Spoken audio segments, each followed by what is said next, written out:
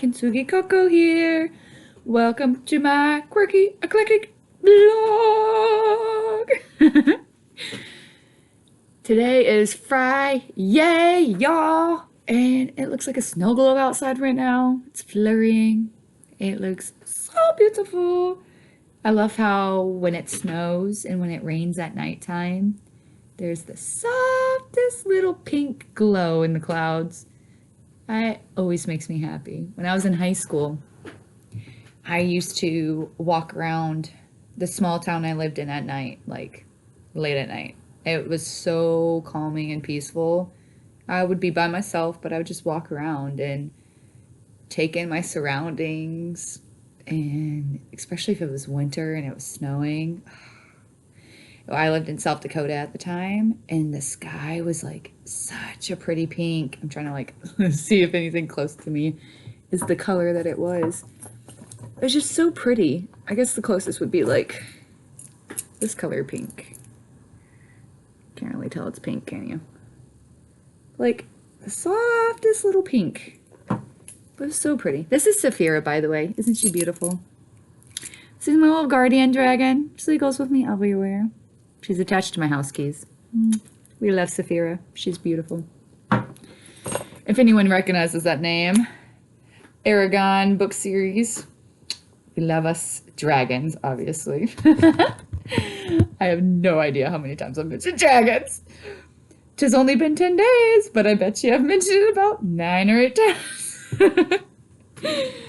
Oh, anyway. Today and yesterday, y'all, has been so incredible. I am so flippin' proud of myself for growing and developing myself the way I have and sticking to it and not giving up and just keep on pushing on. You know what I mean? I have struggled to make friends my entire life. And every time I made a really, really good friend, my family would up and move. And so it made it super difficult for me to make friends, right? It took me moving to England way away from everyone and everything I ever knew for me to make some like really good friends that I vibed with, that we seen eye to eye. And it felt so good. And obviously I knew it was going to come to an end because I had to move away. Thank goodness for Facebook now because I'm an adult and I can still reach out and contact them. And I'm getting better at being a human. Humaning is very hard, especially when you grew up in survival mode, right? God, is humaning hard. My ability to make friends, we are working on. We definitely have our kinks and our quirks. But we have a big heart full of compassion we just want to share with everyone. However, sometimes it comes across wonky. We don't intend for it to, however. That is how it's perceived. But I'm so proud of myself because since moving back, it's been about 1.5 years. And gosh, I have a wonderful group of women and friends that I get to grow with and experience life with and heal with, you know, and it's such an incredible journey. And I am so proud of myself for getting myself to this point because growing up, I didn't have many examples. I mean, my Meemaw, my great grandma, had my great Aunt Harriet, who was her BFF, right? They literally died within a few years apart. Like BFF, ride or die, till death do them part. You know what I mean? And I used to strive for friendships like that and want so badly to have friends like that. And obviously I was a tiny child, a wee tot. I have so much life ahead of me. So there is no rush. In due time and divine timing, it will work, right? And that's what I kept telling myself and telling myself and telling myself. And not gonna lie, you know, the past 10 years, I was really, really isolated. I was my son's mom. And my, at the time, husband's wife, I was not myself. I was not Dakota. I was not Coco. I wasn't even Cody, was my childhood nickname. I had lost so much of who I was. I honestly wasn't even living in who I was either because I was in such a survival mode when I had met my ex at the time. Well, my ex now. He was like a new person at the time, obviously. But I was stuck in survival mode. I only knew how to keep on keeping on. I only knew how to get to the next day. And that's hard. Going from such a survival mentality to growing and healing yourself to a point where you're not surviving anymore, right? You're starting to thrive and heal and grow and inspire those around you. And that's a big, that took so many years and tears. It took a lot and it was not easy. It was not pretty. I struggled with depression really, really bad, especially in high school. I actually was very suicidal. I almost killed myself in high school. I was going to drown myself like a dolphin. That was where I was at. And I was only 15, y'all. I just had so much of the world on my shoulders. I was carrying responsibilities that did not belong to me at all. But I was carrying them, and no one told me to put them down. No one told me it wasn't my responsibility. And honestly, too, if they would have, I wouldn't have listened to them because I was doing what I was doing to be the role model my sisters needed growing up. They didn't have a lot of consistent support. And I didn't have consistent support.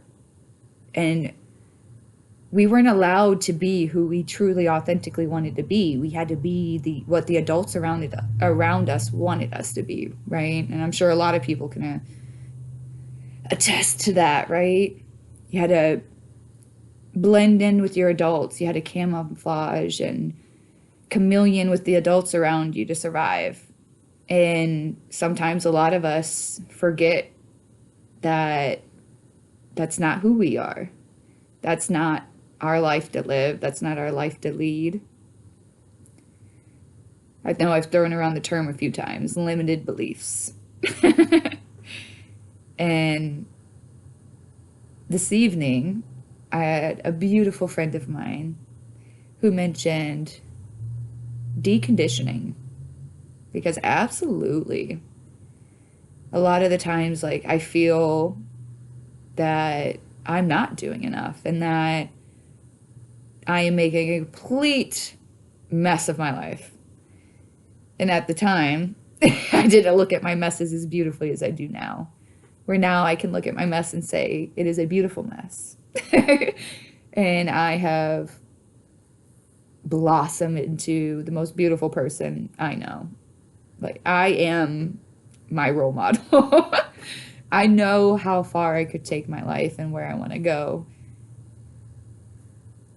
And I cannot see my next steps. I have no idea where I'm going. Completely honest. I am in the most dense fog I've ever been walking through. But I've never felt more calm and more at home. Honestly, I'm starting to kind of choke up too because really it is calming. I just feel, obviously I'm terrified. I don't know what I'm doing. None of us do. Like I said in the book last night I read, we're all just winging it. We are following our guts, following our hearts to get to where we want to be in life, right? And sometimes it's really hard to let go of what others want us to be. But I am so beautifully blessed to be surrounded by a lot of women who mirror me in the most beautiful ways. They've gone through such similar situations. They understand. They get it. And I probably am gonna cry. But that's okay. Because crying's good for you. It shows that your brain has experiencing a lot of one emotion. Whatever emotions I'm feeling right now, I feel like it's a mix, probably, not just one. But that's a-okay. Because it is a journey. And it is the best journey I have ever been on.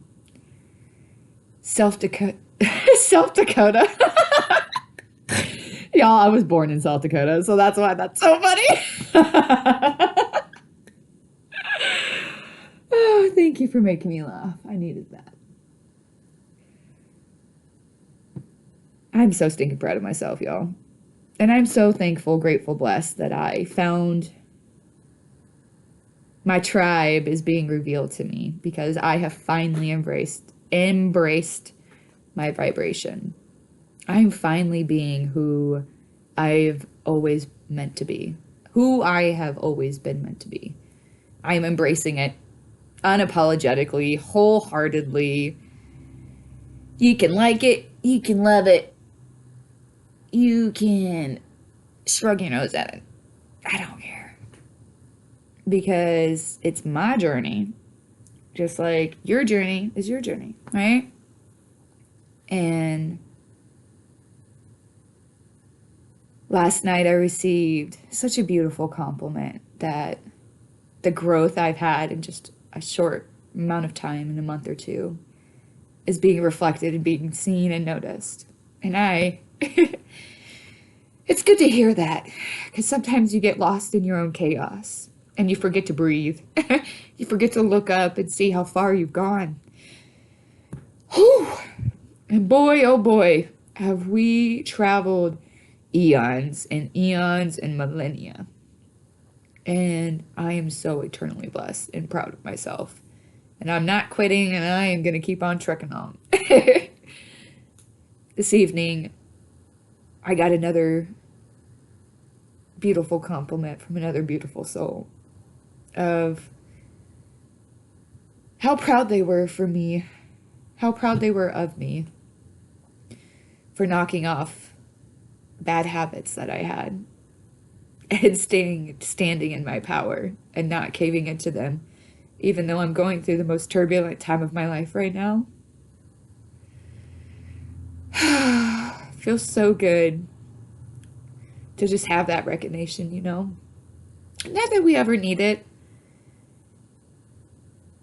but we put in the hard work and we do the work and we do it and we do it and we do it. And though we are meant to be present and acknowledge it as we go on and recognize, like, yeah, yesterday I wasn't where I am today. And really, really sit in that. I think I forget to sit in it long enough to really cherish it. And that is one thing we are working on. Because, my God, that's how we have grown.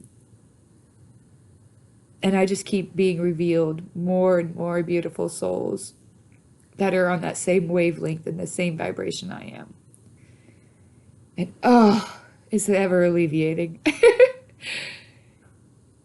So my hope for you guys is y'all are able to find the same. Because, gosh, does it ever, ever, ever just fill your heart with so much joy. Thank you guys for tuning in for this rather emotional video clip. But, you know, with all highs and lows and giggles and laughs, you know, there's the opposite to really let us cherish those beautiful moments. We have to have the opposite so we can truly value and love them. I love y'all big much, and I'll see y'all tomorrow. Toodaloo!